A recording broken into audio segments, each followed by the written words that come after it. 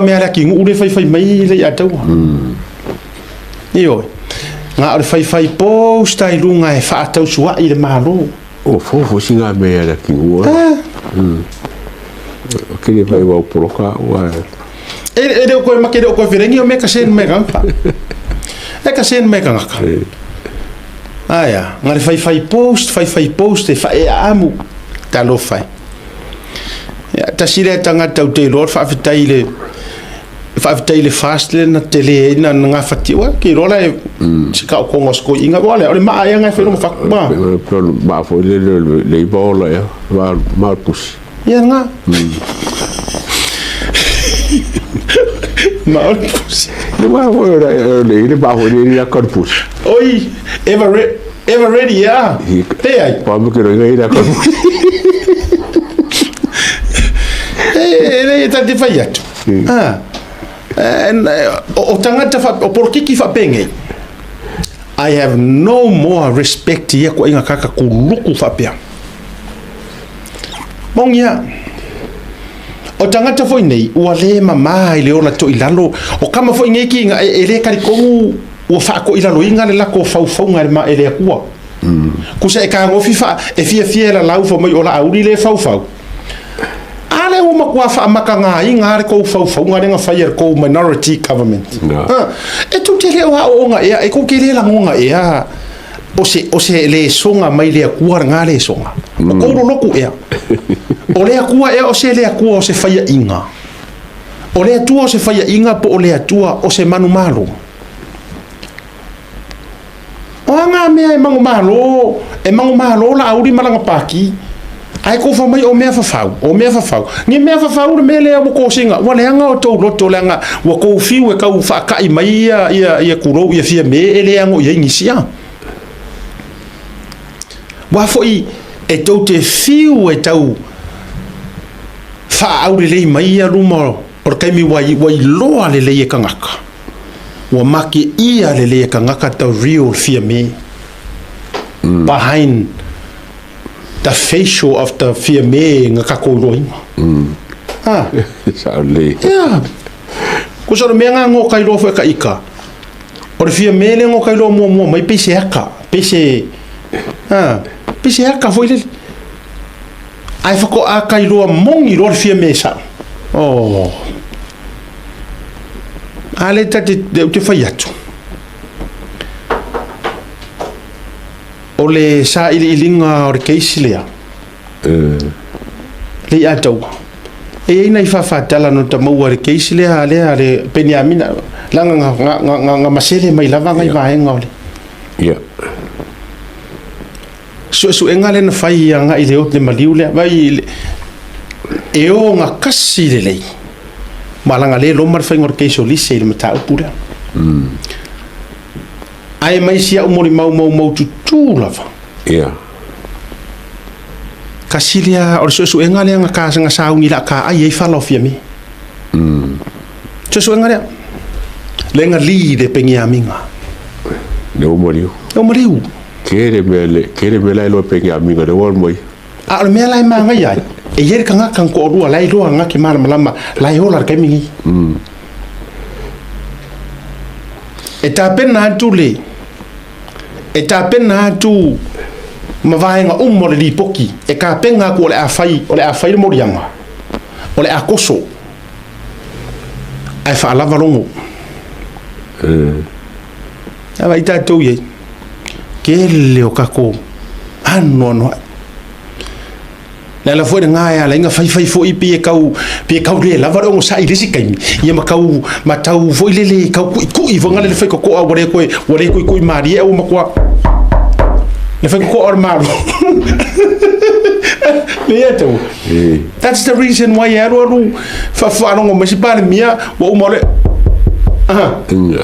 o makwa fa ro mo le fio ngar par mi o makwa ka ku ia ko fe ko angor ke le yo e fa le atau e fa nga solo so nga ya la fa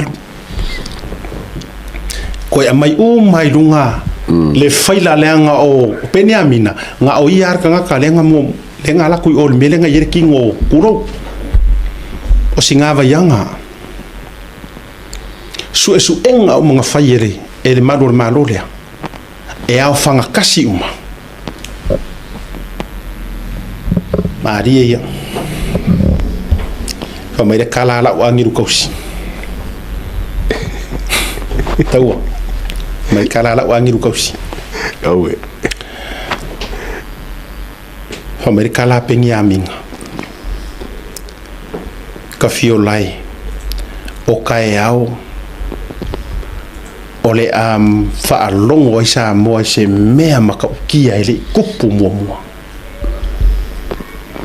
whesiri o kei angiru kausi o le ngā mea ai whai mai o le a niu sai le larolangi le melenga kupu i whiki o le a koso e loka se pāle mia o Samoa ai usu o koe a koe wha mau popor whai ngole ai whai i wholongo ua umanga whaso o kai mai le official palemia i el palemia e a mai ngisi ese mai i a Peniamina e hai a mai ngisi ese mai e koe whai have a second eyes e koe whai se su engalea ai oka se sa ilinga wa umanga ki even evidence o me kongeki e fia mea nga i mea na o ke lo fai koe kongeki o ianga whakupua but it seems like e kongeki sa iai i mea lea ngofuanga lea langa ianga mea ngalo i le foi ka o kus ala leo te fai atu ai lea la e makua yo fa akasi mare mori mau la lenga le fa e sa fa fefe fia me malongo me ven ka usu e ni me vakuia ya kauka ya ma vakuia ele ai ma so fefe ma so ka alela altamina o tele mau la info lea le atawa le fa to mau la info lea 3 weeks ago 3 weeks ago or 4 weeks ago le temele na amata no to taula la nga tu i me ya Peniamina ale fa lo so la ye kanga karmako pak tim le Samoa le even though ola case mo me uma e ko ke pole au ko ke pole le ye le nga kai ele nga kai ia ia ngai mea ia waka akia i moringi kai arkalanga o le saunoanga wha mai pisa ia Peniamina o le awa ai le lalolangi ai mai se rea kungu o Samoa i le action le la afai o le akoso mai Molia Fiame o Samoa ai waku e whakaungu uru mea ngai ofisa ai longo ai longo o umonga vaku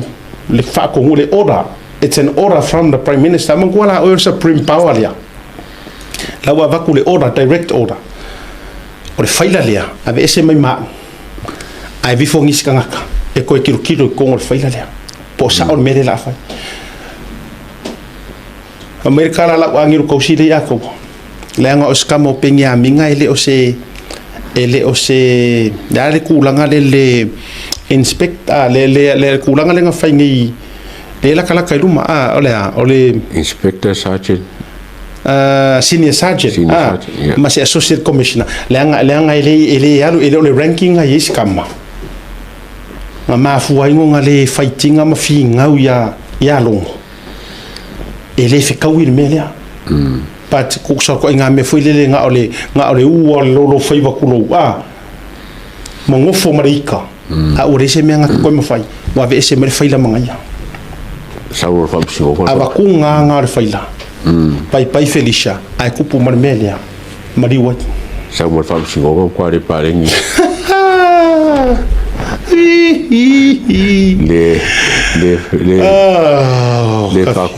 le fa ko ya e poga ki lungole so inga mole ka upu va per far pui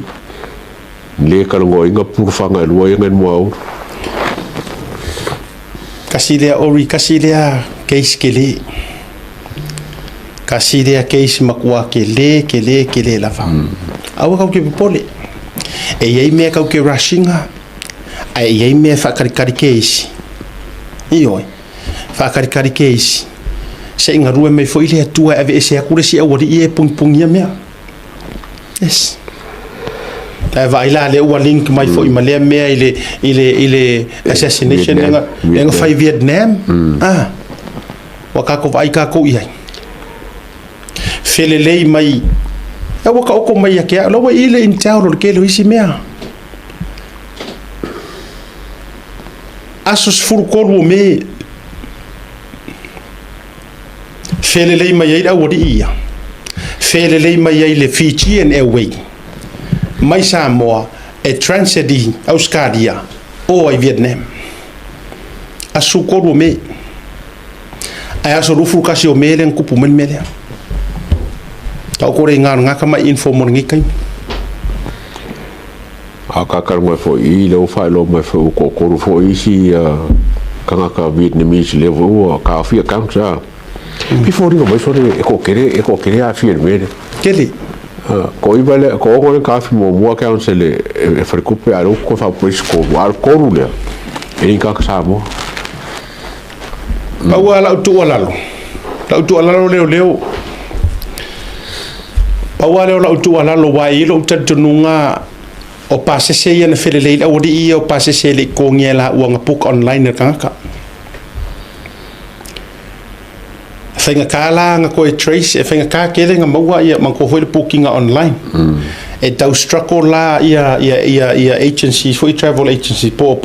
company e ka struggle la ko ke maua ingar kanga patia e te tau ono to sa ilia po le ale account sa ko kongia kwa pase se e ka kaunga ko su ia po ngi account ko kongo Samoa e yai lo kar konga e rengi kupe e ko kongi la ori la pase se ka kongi me kaka so e fai ngo fiala la nga ka kau penga ko maua se record o le bank account e ko ke loai pesa ko kongi Samoa penga ko kongi mai Australia the reason e la ngo fa yaku e le la vengi usila mai sia ko ngu melia le nga ai se ai felele Australia transit ai le wo lan mafu anga nga ko felele Australia ko ke transit ai ko trace mai ai pola le account nga kongi ko foi mai ka ko I le mere case le e makaukia o le mafua anga le nga wai lo ka ko nga fia me ia lokala au le mali to o mere she knew it pretty well walo loko ma vevela le la ko inu o ka kafe ila lo nga vai o makua vevela pupunga fa pengi vai vela the only exit plan is to lock him up pawale o me nga o pawale o me nga o e loka lo la audi le nga o paude o kangaka le la sau este o mai lunga me vai me le feika kala le afia me ringa ika ya la audi ngo le li sau langa me fa ma iki langa e me langa vai a le ar ko ma fa por ko ma fa ko ke aku nga va ko le aku e ka ku am le aku ma fa ai ko fa me fa lilo ma fa me nga ai ko ke musu e ka ngore si langa lunga me nga ko ke ka ko le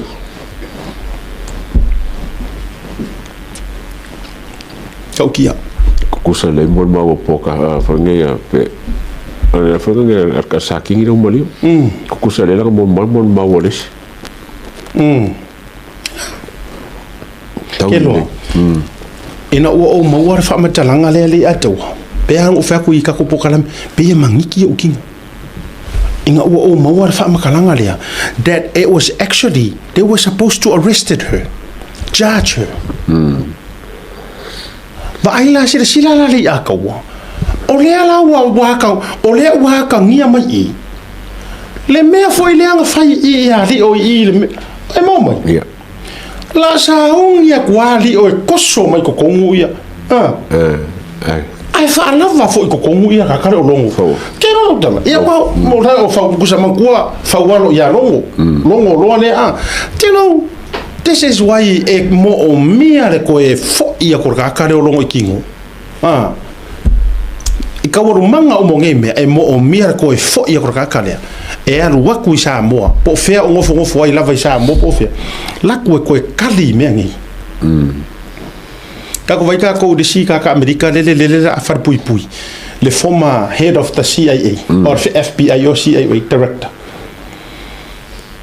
mea umanga ia fai ai lalo CIA parangi ko maro foi le pingir FBI vai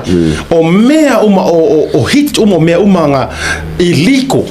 mea soli kula fongo ai nga kang ngai ka ngakare le